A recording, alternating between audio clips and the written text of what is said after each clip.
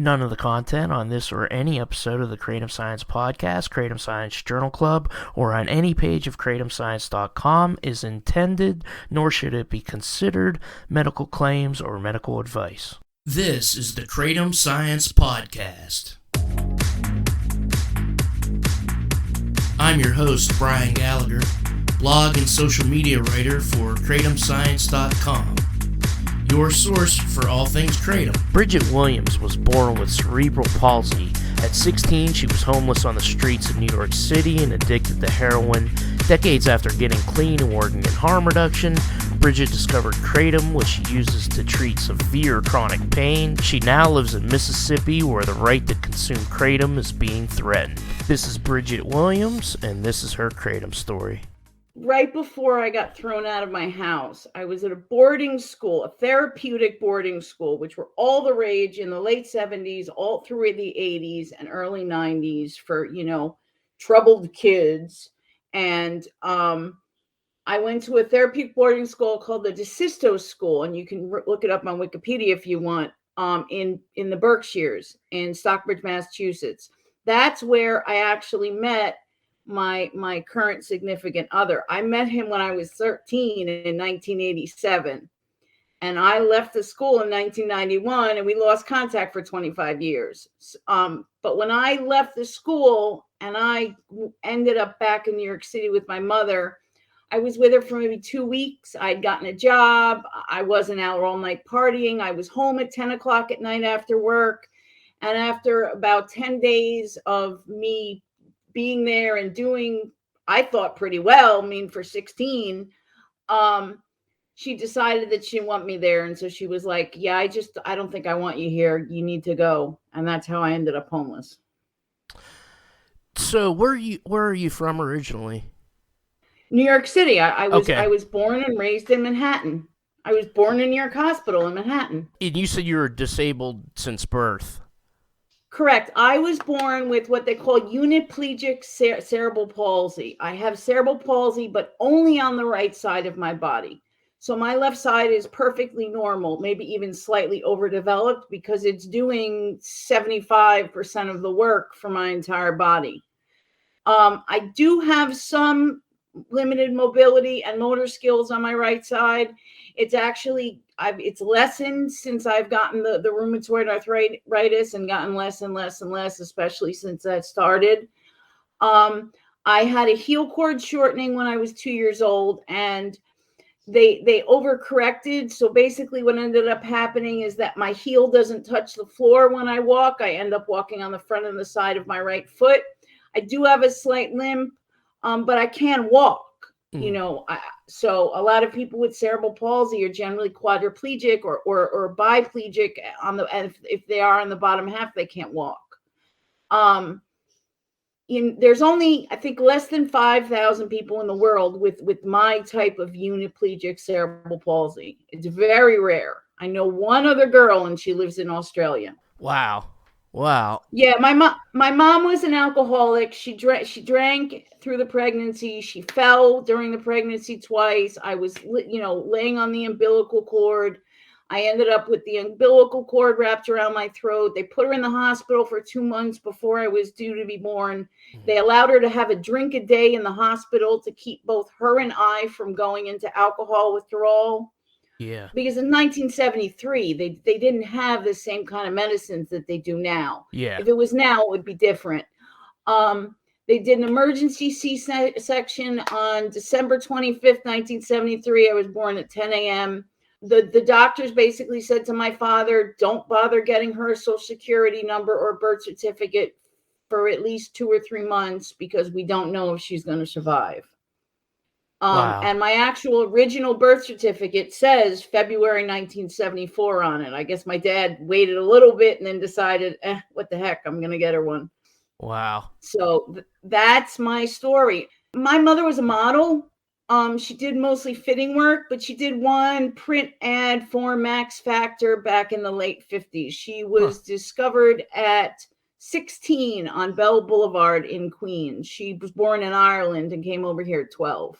My father had a great career in football. He actually played for the 49ers for like a year or two before he got injured. And then he went to work for IBM.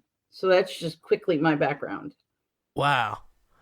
Yeah, there's a lot. There's already a lot that you sent me, and that was a lot more. Right.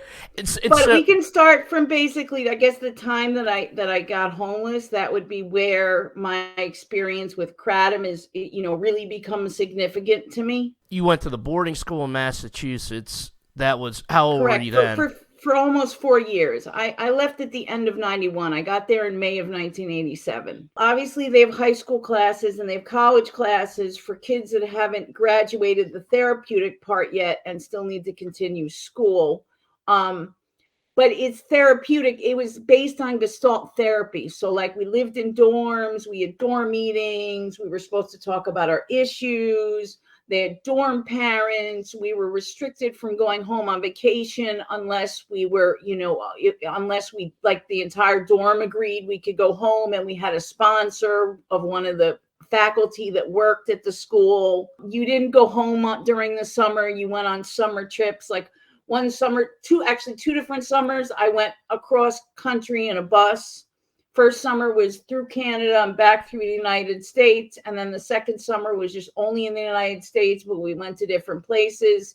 The third summer, I went to San Miguel de Allende in Mexico, and I studied art. And then the fourth summer that I would have been there, I ran away from the school right after graduation while I was home on vacation. I was 13 when I went there, but they tested me. They sent me to a hospital in Norwalk for 2 weeks, and they tested me, like all kinds of IQ tests and psychological tests. And they basically said that I had like, I guess, a decently high IQ. And when they recommended me to the school, the doctor wrote a letter of recommendation saying, you can test her, but put her in high school classes. I basically, at 13, started as a junior in high school. I did high school for a year and a half. And then the other almost 2 years that I was at that school, I took college courses because they ran out of high school credits to give me. Oh, okay. I got tested out of everything previously to that. So, I mean, I guess I did really well in school. But you ended up running away? Right. I ended up, well, because the school was based on the therapeutic thing, and you had to graduate based on their, like, therapeutic standards. Yeah. And I had a lot of problems with the way they ran the school, the hypocritical system. It was kind of, like, certain kids got special privileges, other kids didn't. Yeah. I wasn't always exactly a popular kid because of my disability growing up, especially when I was really young. And they have different levels, level 1, 2, 3, and 4. And you have to be level 4 to graduate. I got to level 3 and I got a really good look, an inside look at the system as a level 3. You would have like school jobs. Like my school job was to run maid service. Every day, 2 kids would go back to the dorm, and somebody called Super Check would go through and make sure that there was nothing, everything was perfectly clean. And they ding you a point for everything that was wrong. I was the head of that for a while. And I just realized that the school was, while some of the therapy was needed and some of the kids, I think, really benefited, I think that some of it, there's a group on Facebook. You won't be able to get in or even see it, I don't think, but it's like traumatic experiences from DeSisto. And I'm in there. A lot of kids were traumatized. I was sexually assaulted at the school. The kid sexually assaulted me and then ran away that night. There was a lot of issues. So while I think I benefited some, and I learned to recognize my own behaviors, and I learned to, it also taught me empathy for others and how to relate to others on a more personal, empathetic level. And I do appreciate that.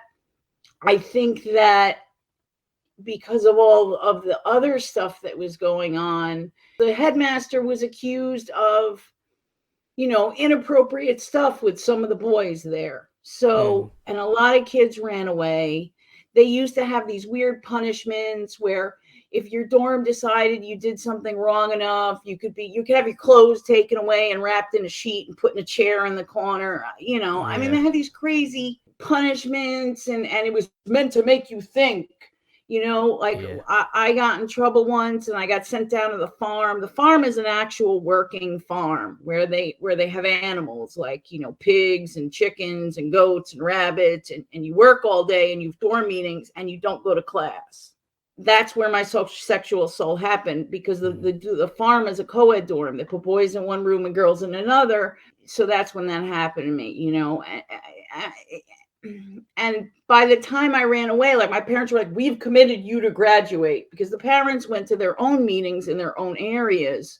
I was just like, I'm not going to graduate this school because they're not going to let me. I'm not popular enough. The school's costing, you know, my dad's, you know, $70,000 a year. Luckily, IBM paid for most of it.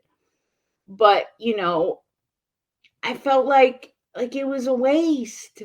Yeah. You know, I had done high school. I had already had college courses. I could leave and continue college, you know, afterwards in the real world. Yeah. And so I went home on vacation. I got a faculty who was leaving that year. Like, he was leaving, you know, basically like right after graduation anyway. And I got him to take my commitment to go home, because the faculty, if you run away when you go home, and the faculty member themselves get in trouble if you do something wrong on a vacation. And he was leaving anyway. So I was like, well, if I run away on my commitment to him, they're not going to be able to do much to him, because, you know, dude's not going to be here anymore. You know, like, I don't want to hurt anybody else with my actions.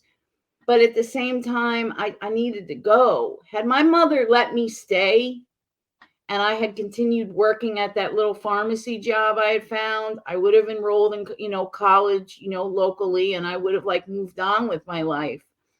But my mother was a troubled person herself and was an alcoholic. And I guess she said she had gotten used to being able to live alone, and she didn't like me infringing on her space. Yeah, I was just going to ask that next, just, if you tried to go home.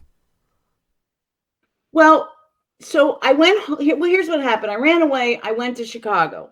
I went to Chicago because I had friends from school who left and lived in Chicago, because I knew if I went home and I went to New York or New Jersey or Connecticut or some area like that, my dad would just pick me up and drive me back to school.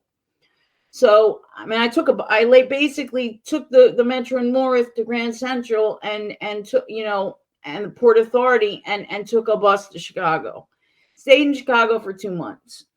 You know, kind of couch surfing type of thing. And then one of the parents kept me there for about a month. They took me in for an entire month, and the mother called my mother every day, you know, working with her, you know, trying to get her to understand that I don't really think your daughter needs that school.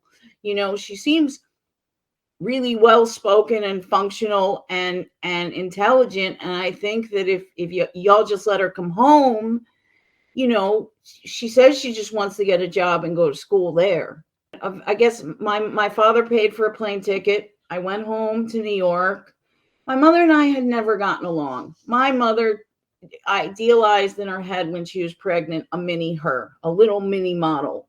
And while I don't think I'm a bad looking girl, I have cerebral palsy. You know, she used to call my right side my bad side. She made fun of me as a child. She called me cripple. She used to imitate the way I walked. You know, she would get drunk and do these things. She was not the nicest person. Yeah. I've since forgiven her for that, because I don't want to walk around with that kind of hate in my heart, because it's only going to end up hurting me, especially now that she's passed. But, you know, it does hurt me a little bit to talk about, because you know, your own parent doing that to you is painful. Yeah. So I got home for 2 weeks. Within 4 days, I'd found a job in a pharmacy. I was off work at 9:30 at night. Was always home by 9:45. The pharmacy job was a couple blocks away. I never stayed out late.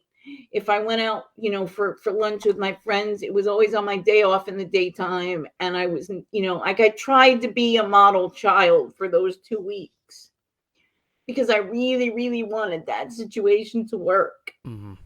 And she just decided that it didn't work for her. And so she was like, I had gotten paid and I had given her some of my paycheck to help pay for my expenses. And she took the money.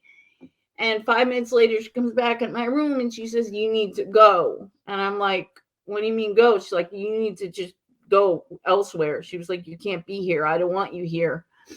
And I was like, "Well, can I have my pay back then?" And she was like, "No." So I packed a bag and I left. And I lived in a neighborhood called Yorkville in Manhattan, which is the Upper East Side. The next neighborhood bordering it is Spanish Harlem, right? And so I basically walked up to Spanish Harlem because I knew people. I'd gone to school with kids who had lived all over the area and in Spanish Harlem. And I went up there to try to find who I could find because I had wanted to get some weed, because I had, smoked a ton of weed at that point. And I ended up running into somebody and they were like, I was like, I want to get high. And because I was upset. I'm 16, maybe not the greatest choice in the world, but I don't feel like at 16, anyway. So I got a bag of heroin that night for $10 and I sniffed it. It was the first time I tried it. And then it just basically devolved from there. I ended up on the street, mostly homeless in the neighborhood of Alphabet City in the Lower East Side. And I would, I would hustle, panhandle, buskier. Sometimes I would find somebody who I sort of kind of knew and they'd be like, "All right, you can sleep up at the top of the stairs in my building by the roof. Just don't let the super catch you." Or I slept on subway cars. I mean, it was just your basic, typical New York City homeless experience. And that's harrowing, to be honest, especially at that age. I got lucky. I met up with a semi-decent group of people and we would all kind of sleep around each other at night for safety. But being homeless is normal people who are not homeless don't see you as human. Like they either pretend that they don't see you or they see you as something less than. I remember I went in front of Bethesda Hospital one day because I was really hungry. And I started begging people for food. And I said out loud, like really loud, so a bunch of people could hear me because it was like 8 a.m. and everybody was going to work. I was like, "I don't want any money." I was like, "Can somebody just give me some food?" And finally, one of the workers in the hospital came up to me and said, I have a tuna fish sandwich. I'll give you half my sandwich. And I was so grateful for that half a sandwich. And, that memory stuck with me, Yeah. Like I was sick, like I had been doing heroin the whole time I was on the street and I was sick. But at that point, I was just so hungry that I didn't want anything else but something to eat. And then finally, like 5 or 6 people came up to me and, one guy brought me a coffee and another lady brought me a juice and an apple and a water and stuff. But it took that one woman being selfless and say, I only have my lunch. I have a tuna fish sandwich, but I'll give you half for other people to kind of get out of their own, heads as they're going to work. And see that there's somebody that just wants food. Yeah. Yeah. Anyway, I was on the street. I ended up meeting a guy basically, and we became friends. And he would come down, and he lived in New Jersey, but he was working on a job site in that area, and he used to pass by every day. And one day he asked, I had a book in my hand, and I think it was On a Pale Horse by Piers Anthony. I was just like sitting around the front of this church by 12th Street and 2nd Avenue reading a book, because why not, right? It's just a book. And so he struck up a conversation with me. And after a couple of weeks of him, taking me out to eat and giving me, a few dollars here and there, a couple of times he got me a hotel room. He ended up saying, like, "Why don't you just come stay with me? I live across the river in New Jersey." He was like, "I have a really good construction business. I'm a rough carpenter. I do sheetrock and stuff. but I'm dyslexic and I have a really hard time with the paperwork. You know, you Mhm. seem intelligent enough that you could do my paperwork, my estimates, my payroll, my billing, Were you still and you could do it well. were you 16? You were 16 at this point still? At this point, I was, I think in my early 20s, 22, 23. Okay. You know, it was like 1996. I got off the street November 27th, 1996, the day Okay. after Thanksgiving. I went to stay with this guy in North Bergen, New Jersey. And I basically started working for him. And he was like, look, for the first couple of days, he gave me money to go back to the city to keep myself from being sick. Mm-hmm. And then we discussed it. He was like, well, what do you want to do at this point? And I was like, I want to get on methadone or treatment or something. I was like, I don't want to keep doing this. And so put me on a clinic. They wanted to keep me on long term. I insisted on the 30-day program because I knew people on methadone, and I knew people on methadone for long term. And while methadone is a great tool in the short term, I think long term it creates its own issues. Mm-hmm. And I feel that way about Suboxone. I mean, if you're not careful with any substance, even Kratom, there are people who go crazy with it and then complain it's this terrible thing. Yeah, but you have to do things in moderation. You have to use them with the sense of this is a step to a better place. This is not the place that I want to be, my destination. Mm-hmm. You know what I mean? Yeah. If you're using it for drug treatment, I mean, Kratom's a little different. If it keeps people off drugs and they're, taking a reasonable amount every day and it keeps them from craving more drugs and relapsing, fine. If people need methadone and Suboxone for that, I'm also going to say, hey, great, at least you're not using anymore. Mm-hmm. But I feel like methadone and Suboxone that are pushed so hard by the rehabs they actually can build up over time in you. Yeah. And I've talked to a few people on this podcast that it has become a problem. The treatment becomes a problem. Was this kind of the start of you getting into harm reduction? So I got on the program. I was on it for a short time. I insisted on doing 30 days. I actually dropped off in 21 days. It wasn't the greatest experience the last week. I basically sat at home and just sort of like dealt with it. Mm-hmm. But I was happy that I was off. And then I told him, I was like, look, when I'm not doing your paperwork, which really there wasn't enough for it to be a full-time, 8-hour a day thing anyway. I was like, I want to go back to the Lower East Side harm reduction because that's where I had been getting, my Clean Works, and they would give you sandwiches and socks and offer people treatment. And it was like a really positive place, place to get HIV tested. Mm-hmm. We didn't know about hepatitis C at that point. Well, we did, but you had to be tested by, like, it was harder to get that test because it was kind of new. HIV was easy for the referral. There was a little truck that used to come around on a schedule, and we would set them up with a referral, and the truck would come right and park in front of our little building there on Avenue C, and then later on Allen Street, and people could go get tested. I used to do everything from sitting at the table, collecting the used works, the used syringes, counting them out, and then giving them back the exact same number that they had brought in. So if they brought in 10, they got back 10 plus 10. If they brought back in 50, they got back 50. If they brought back in 100, they got back 100. 10 or less, you got whatever you brought in plus 10. And then we would give them clean water. We would give them clean cottons, clean cookers, ties, alcohol preps. And then I also graduated to be able to, when someone new came in, walk them through the process, teach them how to safely inject.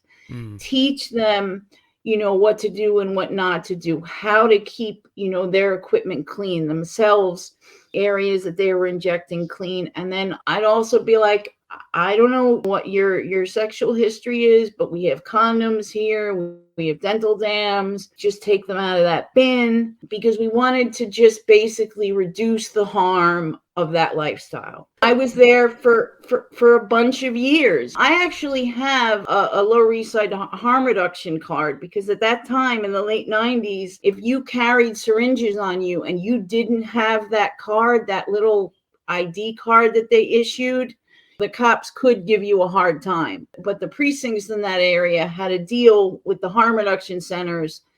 And there's another one in Midtown and another one uptown, that if the person had that card ID on them and they didn't have any syringes with actual illicit substances in them, they were just the clean stuff, they would let them go.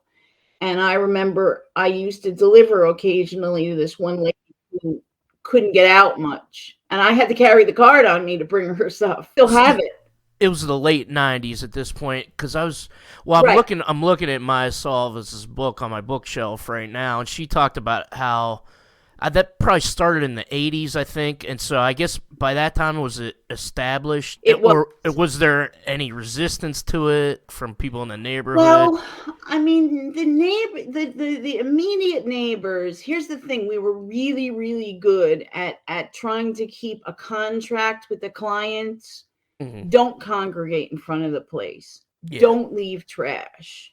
There was someone who would go outside every 30 minutes and make sure that the area was clean and, kind of just be like, you can't do any deals here. You can't congregate here. We worked really hard at pushing a positive sort of, this is a good thing for people. It will keep people from dying and getting sick, and we will do our best within this area to make sure that they live up to this contract, and they have to sign it or they can't join, Mm-hmm. Yeah. And yeah. at some point, like when I was there were some clients who would come by to, get their own stuff, and they would shoo other clients away. They were like, nah, man, we can't do this here. We're going to lose this if y'all hang out here. Yeah. Sorry, I don't talk like a New Yorker anymore. I've been down in Mississippi for almost 10 years. So that was really good. We had a few clients who were very intent on, helping keep our services accessible, and they helped police other people. Generally, I think, either people were sort of unsure about it, or they at some point had decided there's always going to be a subset of the society that chooses to use illicit substances. Let's at least, make it safe and accessible for them, so that they're not going to die on my stoop. Yeah, I think, yeah. That a lot of people just came around to that mindset with it, How long, you said you were on methadone? I was on methadone for actually a really short time. Yeah. It was a 30-day program. When I got down to about 10 milligrams and I had 7 more days left, I just left the program and I did the last 7 days at home. It was really about a month before I felt normal again. I used things like Advil and whatever little comfort meds I could to just sort of comfort myself through the process. Mm-hmm. And I took a lot of Unisom and Advil PM to try to sleep, because the first 3 weeks I couldn't sleep hardly. I will say there was a couple of nights that I got super drunk, because it was the only thing that would allow me to kind of like pass out and go to sleep and get a few hours of sleep. Not that I recommend that. I don't, but I'm going to be honest about my experience, because I wasn't on it that long. So after about a month, I started to feel like, okay, I can go out for short walks. I can, maybe go to the corner store and get a sandwich. And then slowly it started to come back. I know that people who've been on methadone for, 5, 10, 15 years, it's going to be a year or more process before they feel normal, even if they taper all the way down, which is why I'm such a proponent of Kratom, because while Kratom can create kind of a chemical dependency, it's more akin to like a coffee withdrawal. You know what I mean? Yeah. Than it is to a hard drug withdrawal or a methadone withdrawal. I've stopped taking Kratom 3 times, right? One time I stopped it for, I think, a year and a half. The other times I stopped it for either a week or maybe a month. And each time it was like a runny nose and watery eyes. And that was about it for me. I know everybody's different. Everybody's got different physiology. They may experience differently, but it really should be mostly like a headache, a stomach, runny eyes, runny nose, because it's in the coffee family. It's going to have that sort of, caffeine creates its own dependency. People stop drinking caffeine. They complain of all kinds, especially the headaches. So it was probably a period of after you stopped doing methadone to when you found Kratom of looks like almost 20 years, right? We have to fast forward to 2016. I started reading about Kratom. I was going to ask because you have all these chronic pain conditions, and I was going to ask, you said you had been taking some Advil and stuff, but I'm just wondering how you dealt with it in the interim. I had doctors, they gave me gabapentin, I've been on and off muscle relaxers for years. They give me diclofenac sodium, which is a type of NSAID. There's a million ways, but the diclofenac sodium, my body doesn't like it. I literally just doesn't feel good when I take it. And I just sort of gritted my teeth and dealt with it. And I read about Kratom, and the fact that it had been used for thousands of years in Southeast Asia is what really intrigued me. Obviously those people are probably chewing fresh leaf, and this is a powder, but the studies that I read were really, really intriguing to me. And so in 2017, early 2017, because I do my research on everything first. At this point, I'm not going to ingest anything until I thoroughly have researched it. 7 Ways to Sunday. I ordered some Kratom, and I took a very small dose. I started, I think, with 1 gram. And I think at my highest dose back then, I was at maybe 3.5. My Kratom use changed later on after I got the rheumatoid arthritis, but I started with 1 gram. I didn't really feel it, but I did feel less pain. And then I increased slowly, 0.5 gram here, 0.5 gram there. I was hovering around 2.5, 3 grams for months. I tried 3.5 towards right before I stopped it there in the end of 2018. That was a little too much for me. 2.5 to 3 grams was my sweet spot, 2 to 3 times per day. Kratom is interesting. It's got a lot of these lesser alkaloids that we don't talk about much. We talk about the mitragynine, and we talk about, the 7-0. Yeah. But we don't talk about the panthenine. We don't talk about, I think it's, I'm going to butcher this word. Please excuse me. Spectagolinine. These are the muscle relaxant alks. And being that I have cerebral palsy on my right side, and cerebral palsy creates sort of a tight spasticness, those muscle relaxer alks were huge in helping me sleep comfortably at night, because I could relax my arm to a more comfortable position, because I can't fully straighten my right arm. Because I, walked around as a child carrying it crooked, like the typical palsy that you think about when you think about these types of Erb's palsy, cerebral palsy. Yeah. And I can't, it doesn't straighten. The ligaments don't straighten like that. But the panthenine, the spectagolinine, they were huge in just kind of relaxing that side of my body, not significantly, but just enough where I didn't feel so tight and so spastic all the time. It's interesting because I never really thought about the muscle relaxant properties too much. And panthenine, incidentally, is also the alkaloid that they test for if you go to a place that actually tests for kratom. Some places do now. It's the panthenine that shows up.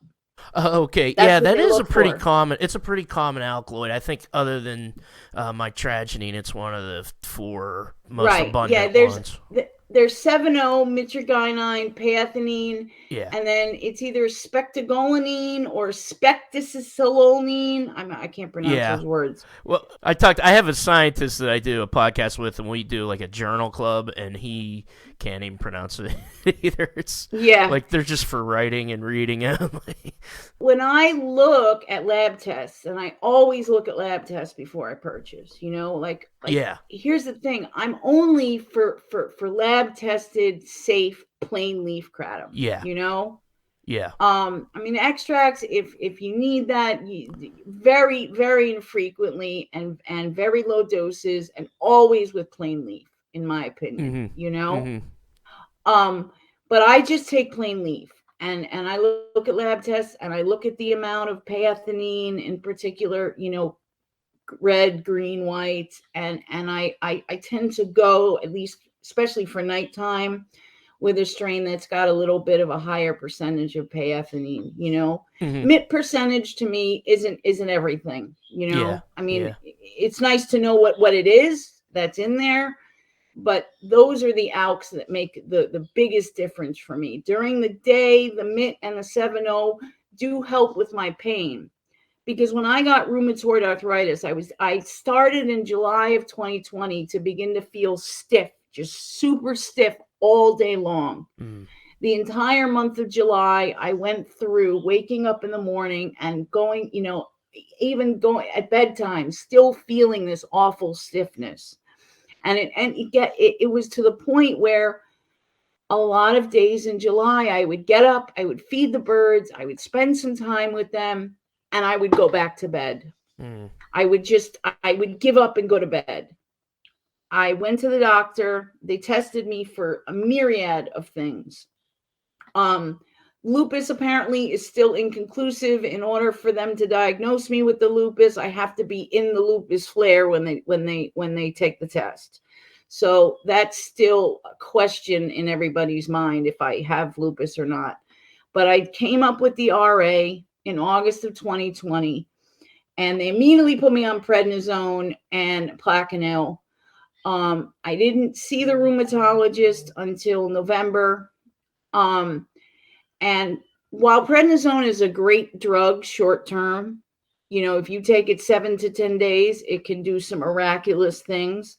Prednisone, corticosteroids, long term, do insidious things to the body. They take over your cortisol production. And they just cause so many issues. I've now got issues with my blood pressure because of I was on prednisone 2 years. The prednisone, I've got, stomach issues. My hair started to grow in different and change colors. I mean, everything that I got myself off prednisone right before I knew my rheumatologist was gonna start to bring that up, make the transition off of it. Like about 6 months before that point came, the next time I saw him, he was like, "We need to talk about your prednisone." I was like, I stopped that 2 months ago. He was like, "You did what?" I was like, "Look," I was like, I tapered. I tapered and dropped my dose 5 milligrams every 2 to 3 weeks until I got down to 10. And then I dropped 2.5 milligrams every 2 weeks until I was at 2.5 milligrams. Yeah. I was like, I know what a common sense taper is. I used a pill splitter. It was measured out properly. And he was amazed. He was like, nobody's ever done that. That's what your experience using heroin taught you. Yes, absolutely. Absolutely. It kind of ties in, which is, I have to say, I haven't admitted to anybody in a long time about my history of being homeless and my early life. But I felt that it really sort of ties into my Kratom story, and it ties into what I'm going through now. So I was on a drug called sulfasalazine, which they skipped over methotrexate for me because I'm contraindicated for a variety of reasons. It doesn't really matter. I started on sulfasalazine. I'm still on the sulfasalazine, but I'm also on a biologic called Orencia. Like my rheumatoid arthritis is so aggressive. Normally, when you start a biologic, they take you off the immunosuppressant.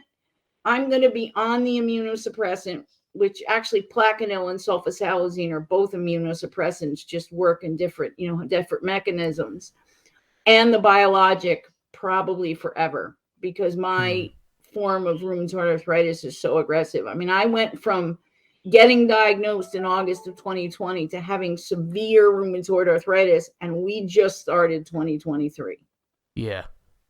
You know, I know women in my rheumatoid arthritis group on Facebook who have had it for 20 years and still in the moderate category. Wow. The rheumatoid arthritis is now in my stomach. So when I have flares, it's not just my legs and arms that hurt. There's three different pains with rheumatoid. It's, you get a stiffness that's just really, you're just overly stiff. You feel like a board, like a wooden board. Then there's like a fire pain. So there's like a burning pain that's like inside the limbs. And then at certain joints, there'll be like a pins and needles sensation. So there's three different things happening at once. And before, like, I stopped Kratom in 2018, 2019, I didn't take it. And then when I got diagnosed, it was the end of 2020 where I was like, this, you know, I'm not feeling good. These meds aren't going far enough. The sulfasalazine and the Plaquenil and the prednisone has caused me so many issues that I'm still suffering from. Let me go get my Kratom out of the closet and see if it helps. What's the reason you stopped in 2019? I have chronic post-traumatic stress disorder, severe chronic stress disorder, and I have generalized anxiety. Yeah. And so I was in a car accident in 2012, like a really, really bad one. And I have now a reoccurring like fear of just like I don't drive anymore, but even riding in the car with someone else, if they come to an intersection, that even though I know logically that car is going to stop because they have a red light, my body has like a panic. High traffic city streets are fine. Highways, bridges, tunnels. But I even have it a little bit on the local city streets. Okay. So like if it's an intersection with four ways, and even though there's stoplights there and everything, if a car kind of comes up to the intersection to our right, because I'm obviously the passenger, and they come up kind of fast, a little faster than my brain really thinks that they should be, even though they do end up stopping, my body immediately has that trauma response. Immediately. It just happens. I can't control it. So I started seeing a psychiatrist, and he prescribed me Klonopin. So at the time, I felt like the smart thing to do was to just stop the Kratom and try the Klonopin. I've actually since discussed the Klonopin with my psychiatrist, because he tests for it, because Klonopin is controlled. You have to be tested regularly. He was like, I'm fine with it. He was like, to be honest, he was like, you seem better with the Kratom than you do without it, with, just the other meds. You seem like you're a little more centered. And now that I've had the rheumatoid arthritis, he says, you walk better. He was like, you're not all hunched over and you're not grimacing in pain when you're walking into the office. Not all doctors think like that. Yeah. But I'm lucky that he does, and he's okay with it. I was like, let me try the Klonopin. Yeah. I was like, let me stop taking the Kratom. So what I basically did is I was, like I said, hovering around 2.5, 3 grams a couple times a day. Yeah. I just would drop 0.5 grams every week off of each dose. And then at one point, I lowered the frequency. I went to 2 times a day, and I was at 1 gram 2 times a day. And then I dropped my frequency to once a day. And then I stayed on once a day for like a month. And then I dropped to 0.5 gram 1 time a day. And I did that for like just about 2 weeks. And then I dropped off Kratom completely. And I just let the Klonopin do its thing, but it wasn't enough. And then I got the rheumatoid arthritis, and I felt like the meds that they were giving me weren't enough. I said, I'm gonna start looking into plant medicine. I'm gonna start looking into marshmallow root to help my stomach from the prednisone, stinging nettle for the arthritis, and Kratom. I think if used in moderation and used with a little common sense, it's a great addition to traditional medicine. You have to be careful. You have to do your research and you have to look at your interactions. But I don't have any issues. I take the sulfasalazine. I take the Plaquenil twice a day. I still take the Klonopin, but I've dropped it since now to 1 milligram once every 24 hours. And I take it at nighttime.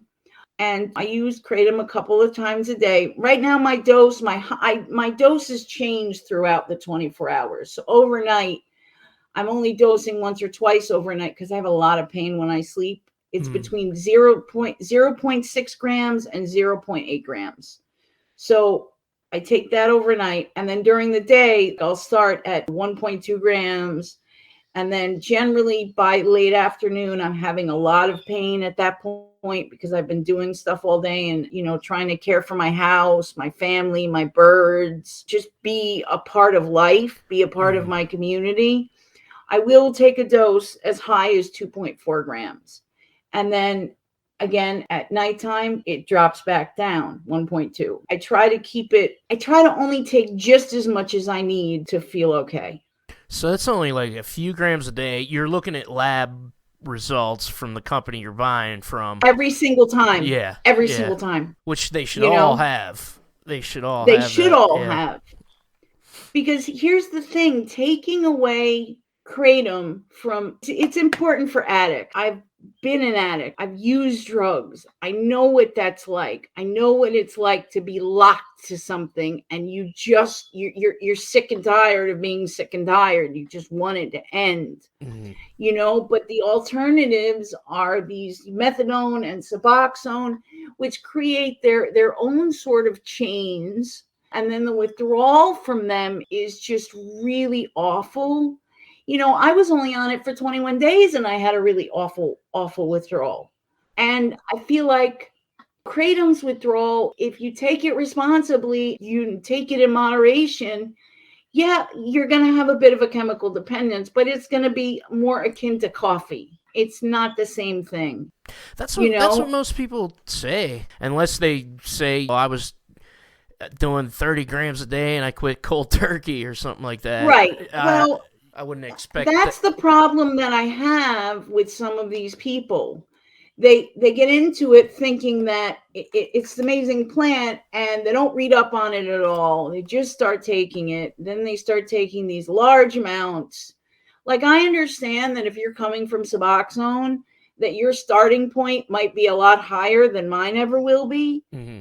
But as you're off the Suboxone for 6 months to a year, try lowering your dose over time. Try to get to a more reasonable between 3 and 5 grams. Yeah. Try to stick to a schedule where you're only doing it maybe 3 times a day. And you're not going to have a bad time. And then when you're ready to transition away from Kratom, you do a common sense taper. I mean, don't torture yourself. Don't do cold turkey. But invest in a scale. Measure your doses. Yeah. Drop down over time. And then when you feel like you've gotten it to a much more manageable amount of grams per dose, begin to reduce your frequency of dosing. I know people who've done that and have done it successfully. Yeah. And they required an allergy pill for the watery eyes and the runny nose and maybe a little Pepto-Bismol for their stomach for a week. That was it. I mean, I'm probably going to be taking Kratom as long as I possibly can because I don't know how much longer I'm going to be here. The rheumatoid arthritis is already in my stomach. Once it gets in your organs, it's sort of downhill from there. And I feel like I'm entitled to make myself feel comfortable at this stage. Absolutely. And I'm not doing anything illegal. I'm not abusing any prescriptions. I take my prescriptions as written, or I take less. Like my psychiatrist said, I'm fine with you taking less of the Klonopin. I'm going to write it for 3 milligrams a day. But if you take 1 a day, it's fine with me. I feel like I'm entitled to be comfortable and have things that soothe me. I'm entitled to have stinging nettle to sort of help settle my arthritis. That Hirsuta is a great off button for inflammation, which is in the same family as Kratom. I'm entitled to marshmallow root teas at night to settle my stomach. and a couple of doses moderately of Kratom, I'm not hurting anyone else, and I'm making myself able to get out of bed, care for my family, care for my birds, and be a productive member of my community, even with all my medical issues. The other thing too is I live in Mississippi, and there's a bunch of ban and backdoor ban bills on the table. I don't drive, and I'm going to have to find rides to these hearings, but I've signed up to be a Kratom protector in Mississippi, because I think that my story can add value to the thousands of other valuable stories out there with people's experience with Kratom. Definitely. And what do you think about all that? Do you think, are there any interests behind it? I mean, I know the police groups have been going around. Absolutely. Here, where I am, in my immediate area in central Mississippi, absolutely the rehabs, the clinics, and the Suboxone doctors that are putting money in the pockets of politicians to get them to push, and then the police or the sheriff's departments are saying it's basically like heroin. Yeah. And this backdoor ban bill that they've got going now, where they want to put Kratom and supplements under the purview of the Department of Health. Yeah. If that goes through, the Department of Health is just going to say can't be sold over the counter. I think probably the majority of people in Mississippi are probably buying their Kratom over the counter. They're using it for valid reasons. You've got the guy, north of me who's used drugs for 15 years, and he's now clean, and he's got a job. He's in his kid's life. You've got a lady somewhere else in Mississippi like me who's using it for chronic pain. Because of the opioid crisis, doctors won't prescribe proper pain relief. Yeah. So Kratom fills that need. They're going to either ban it outright, which I hope they don't, and I think that they probably can't. But this backdoor regulation where they're going to have the Department of Health come in and say, oh, it's not safe. It's just like bath salts and K2 and tianeptine, which we know it's not. Yeah. They're going to stop it from being sold. And I'm not even worried about myself at this point. I'm worried about the newly clean addict who just found Kratom. Yeah. That they're going to end up going back to drugs. And I'm worried about the lady that has no idea that this might happen in a few months. And she's going to lose her means to be in less pain. Yeah. Or pain-free. And that's what hurts my heart. I've reached out to the AKA, and I'm going to do my best to be a positive influence and a voice, for Kratom. And I've written personally myself, my personal story to every single senator that's in Mississippi. And I wrote the lieutenant governor. That's great. Everybody and should do I'm that. also I've shared links for the South Carolina and the West Virginia bans, to get people to comment on those as well. Yeah. I'm not just worried about myself. I think that Kratom is a great tool, and we've got so much good science behind it, and it really needs to be available to people. Are there always going to be outliers that just can't control themselves? Yes. Mm-hmm. But you know what? That's a psychological them issue. That's not a Kratom issue. It's not an argument to outlaw it either, because people die in car crashes because they're drunk every single day. And, right. But they still allow alcohol to be sold, and people still drive cars. That's what I'm working on now. But we're all sort of band together. We're a family, and we're trying to work towards helping everywhere that there's a ban bill on the table, and trying to educate people properly about why Kratom is a good thing. Yeah, that's great. That's awesome. You're moving back to New York next year? Right. March of 2024. Here's the thing. I'm from New York. I do have extended family here who I love very much, but the climate here is becoming too skewed against Kratom, and outside of my extended family, I'm kind of alone here. I don't have a lot of people here. Mm-hmm. I want to go back to New York where I have family. I'll be within 3 miles of family. I have an established network of friends up there. Yeah. So we're just going to move back in March of 2024, but I'll still advocate for Mississippi if I'm allowed to. Yeah. I'll still advocate for South Carolina and West Virginia and Massachusetts and whatever, and these already banned states that we're trying to overturn and get back. I'll advocate for the federal KCPA. I'll advocate for the KCPA being passed in New York. Because like I said, I'm really worried. It's not just myself I'm worried. I'm worried for other people. I don't want this to be taken away from them, because a lot of them may not even know it's coming until it happens, till they go to the gas station and find out, or they go to the Kratom store and they find out, oh yeah, we can't sell that anymore. The Department of Health said no. And Kratom could make such a huge difference in the opioid crisis in this country. Absolutely. Like it boggles my mind that they won't allow this to be a tool. They can still keep methadone and Suboxone as options for people, because not everybody's the same and different people need different options. But to take away a plant that's been tested for safety and can really help people lead normal, productive, pain-free lives just boggles my mind. I don't understand it. You know, I have a good friend of mine. He lives in Louisiana. He stopped using Suboxone. He's got a full-time job.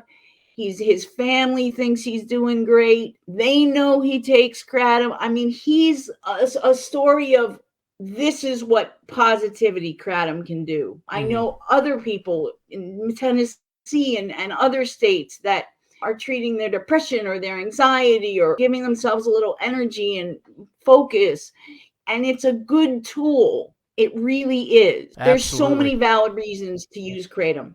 We're going to work too locally, like trying to reach out to these stores and seeing if we can't put up flyers to let people know that these ban bills are coming and that when the hearings are, and, you know, show up, you know, email, call your local rep, tell them your positive experience, how Kratom has helped you. I'll provide links for the science behind it if they don't understand it. A really good grassroots effort like they had in 2016. I think we need that again. Definitely. Well, that was an autobiography and a half, man. Thank you, Bridget Williams, for sharing your amazing story. To support us, please share this on social media. Like, subscribe, rate, review, comment. Follow us on TikTok, Facebook, YouTube, Twitter. Music is Risey. The song is Memories of Thailand. The Kratom Science Podcast is produced by me, Brian Gallagher, for KratomScience.com. Take care.